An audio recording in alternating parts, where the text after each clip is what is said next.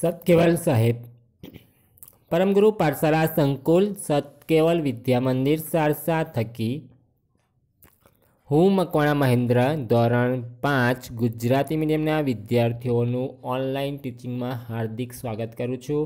વિદ્યાર્થી મિત્રો, આજનો સબ્જેક્ટ છે English, unit number 4 I am learning English, અને તેમાં પણ આજે આપણે activity 2 and 4A to D સુધી કરવા જઈ રહ્યા છે। તો દરેક વિદ્યાર્થી ટેક્સ્ટબુક ઓપન કરીને જોઈ શકે છે। Page number 69 in the textbook activity 2 નીચેના ચિત્ર જુઓ અને વાંચો। દરેક વિદ્યાર્થીઓએ ઘરે આનું રીડિંગ કરવાનું છે।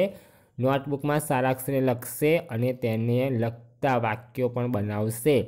For example, first number is you can see in the picture running.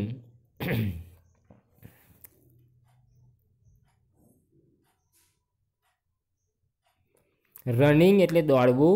Second number પર ડાન્સિંગ એટલે નાચવું। પ્લેઇંગ ક્રિકેટ, ક્રિકેટ રમવી। રીડિંગ એટલે વાંચવું। જમ્પિંગ એટલે કૂદવું। ઇટિંગ લંચ, બપોરનું ભોજન ખાવું। બાથિંગ સ્નાન કરવું, નહાવું। વોશિંગ ધોવું, કપડાં ધોવા। Washing clothes. કુકિંગ રસોઈ બનાવવી। રાઇટિંગ અ લેટર પત્ર લખવો। સ્કીપિંગ દોરડી કૂદવી। સ્લીપિંગ ઊંઘી જવું, સૂઈ જવું। રાઇડિંગ સવારી કરવી। પિકિંગ ફૂલ ચૂંટવું, તોડવું। પેકિંગ પેક કરવું, અને નોકિંગ એટલે દરવાજો ખટખટાવવો। તો આ રીતે દરેક વિદ્યાર્થીઓએ ઘરે ચિત્ર જોઈને વાંચવાના છે અને બને તો એને આખું વાક્ય લખવાનું છે। For example, she is running, he is running, she is dancing, he is playing cricket, she is reading a book, he is jumping, he is eating a lunch, he is bathing at 7 o'clock, she is washing clothes, she is cooking in the kitchen, he is writing a letter or she is writing a letter, she is skipping in the garden, he is sleeping, she is riding a horse, he is riding a bicycle, she is picking flower, he is packing, she is knocking the door। તો આ રીતે દરેક વિદ્યાર્થીઓએ વાક્યો લખવાના છે। એક્ટિવિટીથી આપણે શિક્ષકની મદદ દ્વારા વોટ ઇઝ સી ડુઈંગ અને વોટ ઇઝ હી ડુઈંગ તમે આ રીતે તેનો જવાબ આપી શકો છો। બરાબર છે। હવે આપણે એક્ટિવિટી 4A ચિત્ર જુઓ અને તેનું વર્ણન સાંભળો। તે વર્ણન મોટેથી વાંચો અને તમારા મિત્રને સંભળાવો। પહેલું છે, દરેક વિદ્યાર્થી ધ્યાન આપશે, પેજ નંબર 70 70 પેજ નંબર પર ટેક્સ્ટબુકમાં લુક એટલે જોવું। લુક સી ઇઝ પાયલ, જુઓ તે પાયલ છે। She is making a rangoli, તે રંગોલી બનાવી રહી છે। હર brother is firing crackers, crackers એટલે ફટાકડા, તેનો ભાઈ ફટાકડા સળગાવી રહ્યો છે, ફોડી રહ્યો છે। Her mother is decorating the home, તેની માતા મકાન ઘર શણગારી રહી છે।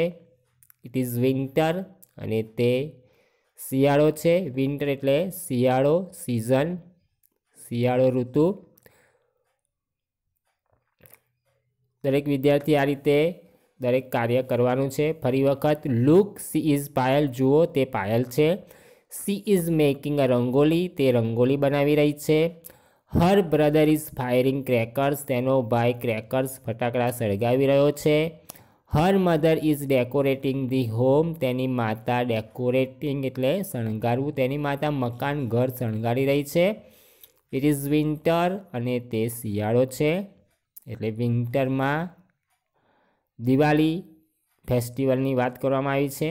ત્યારબાદ સેકન્ડ નંબર પર રાઈટ સાઈડ તમે જોઈ શકો છો, લુક, જુઓ, Payal is colouring her friends. Colouring, Payal તેના મિત્રોને કલર કરી રહી છે, એટલે કે રંગ કરી રહી છે. પાયલ્સ ફ્રેન્ડ્સ ઓલ્સો કલરિંગ હર. પાયલના મિત્રો તેને પણ કલર લગાવી રહ્યા છે. They are enjoying Holi. તેઓ હોળીની મજા માણી રહ્યા છે. એન્જોઈંગ એટલે મજા માણવી. ઇટ ઇઝ સમર, અને તે સમર છે એટલે કે ઉનાળો છે. SUMMER સમર એટલે ઉનાળો. વિન્ટર WINTER વિન્ટર એટલે શિયાળો. સમર એટલે ઉનાળો. આ રીતે દરેકે સ્પેલિંગ પણ જે ન્યૂ વર્ડ્સ હોય તે લર્ન કરવાના છે. થર્ડ નંબર પર લેફ્ટ સાઈડ તમે જોઈ શકો છો, look, Payal is happy. Payal ખુશ છે. હેપી એટલે ખુશ. She is performing garba dance. તે ગરબા ડાન્સ એટલે કે ગરબા ગાઈ રહી છે. પરફોર્મ એટલે ભજવવું. Kinjal is a singer. Kinjal એ ગાયિકા છે, સિંગર છે. She is singing garba songs. તે ગરબા ગીતો ગાઈ રહી છે. Payal's friends are also enjoying the garba. પાયલના મિત્રો પણ ગરબાની મજા માણી રહ્યા છે. ઇટ ઇઝ મોન્સૂન, અને તે મોન્સૂન છે. મોન્સૂન એટલે વર્ષા ઋતુ. And last right side, today is Payal's birthday. આજે પાયલનો બર્થડે જન્મદિવસ છે. લુક, જુઓ, સી ઇઝ હેપી. તે ખુશ છે. She is enjoying herself. તે તેની જાતે અથવા તેની જાત તરફ મજા માણી રહી છે. તો આ રીતે વિદ્યાર્થી મિત્રો આપણે એક્ટિવિટી 4A ચિત્રો આપ્યા છે તેનું વર્ણન સાંભળ્યું છે. તે વર્ણન આપણે મોટેથી વાંચ્યું પણ ખરું. હવે તમારે તમારા પેરેન્ટ્સને, સગા સંબંધીને, મિત્રોને પણ ઘરે આ રીતે વાંચીને સંભળાવવાનું છે. અને એને લગતી activity page number 71 activity 4B સાચા વિધાન સામે ટ્રુ અને ખોટા વિધાન સામે ફોલ્સ લખવાનું છે. તો દરેક વિદ્યાર્થી આ રીતે રીડ કરેલું હશે તો એને ટ્રુ ફોલ્સ લખવામાં અનુકૂળતા રહેશે. Number 1, we fire crackers on Holi. This statement is completely false. We fire crackers, આપણે ફટાકડા હોળીએ ફોડતા નથી, એટલે પહેલું વિધાન ખોટું છે. We fire crackers on Diwali હોવું જોઈએ, પણ અહીંયા હોળી આપ્યું છે એટલે the first statement is false. પહેલામાં આપણે ફોલ્સ જવાબ લખીશું. Second, we make rangoli on Uttarayan. Uttarayan પર આપણે રંગોલી બનાવતા નથી. We make rangoli on Diwali. એટલે the second statement is also false. બીજું સ્ટેટમેન્ટ પણ વિધાન ખોટું છે એટલે સેકન્ડમાં પણ આપણે ફોલ્સ લખીશું. Number 3, V perform garba on Navratri and that is the write true statement. V perform garba on Navratri, આપણે નવરાત્રિમાં ગરબા ગાઈએ છીએ, તો ત્રીજું વિધાન તદ્દન સાચું છે એટલે આપણે થર્ડમાં ટ્રુ લખીશું. Number 4,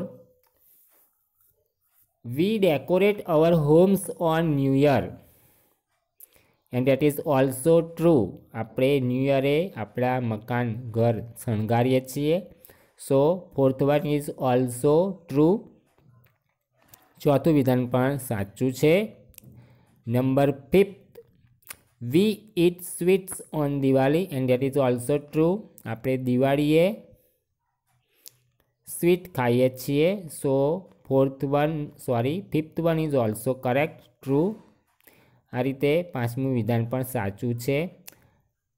first and second both are wrong, false, એટલે કે પહેલું અને બીજું ફોલ્સ આવશે. Third, fourth and fifth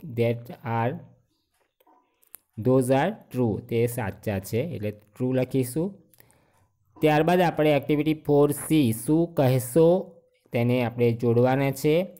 for example on Christmas, on Holi, on new year, on Diwali, on Eid. On Christmas we must સે merry Christmas. 3rd number right side તમે જોઈ શકો છો. ઓન ક્રિસમસ પર આપણે મેરી ક્રિસમસ એવું કહીશું. ઓન હોલી, હોલીના દિવસ દરમિયાન આપણે હેપી હોલી કહીશું, જે તમે રાઈટ સાઈડ 1st નંબર પર જોઈ શકો છો. Number 3rd on new year. On new year નવા વર્ષે આપણે રાઈટ સાઈડ લખેલું છે happy new year, happy new year wish કરીશું. અને ઓન દિવાળી આપણે happy Diwali, right side 5th number તમે જોઈ શકો છો happy Diwali. And last on Eid, Eid મુબારક number 4th on right side. તો તમે જોઈ શકો છો આ રીતે તમારે એક્ટિવિટી 4C નોટબુકમાં સારી રીતે લખવાની છે. ટૂંકમાં એક્ટિવિટી 4B, C, D એ તમારે નોટબુકમાં સારી રીતે લખવાની, ત્યારબાદ ટેક્સ્ટબુકમાં પણ લખવાની રહેશે અને તેનું અધ્યયન કરવાનું પણ રહેશે. Now we are going to on page number 71 activity 4D. અહીં કેટલીક વસ્તુઓના નામ આપેલ છે. તે કયા ઉત્સવને લાગુ પડે છે તેની સમૂહમાં ચર્ચા કરો. દરેક ઉત્સવના કોષ્ટકમાં તે નામ યોગ્ય રીતે તમારે જાતે લખવાનું છે. For example Holi, Diwali, birthday and kite flying day. તો તમારે જે વસ્તુઓના નામ જે ઉત્સવને લાગુ પડતા હોય, Holi, Diwali, birthday, kite flying day એટલે કે ઉત્તરાયણ, તો તમારે એને સેપરેટ કરવાના છે, ડિવાઈડ કરવાના છે. ફોર એક્ઝામ્પલ હોલી, તો હોલીમાં તમે લખશો સ્વીટ્સ. ઓકે. દિવાળીમાં તમે લખી શકો છો કેન્ડલ્સ, અ ગિફ્ટ, ચોકોલેટ્સ, સ્વીટ્સ.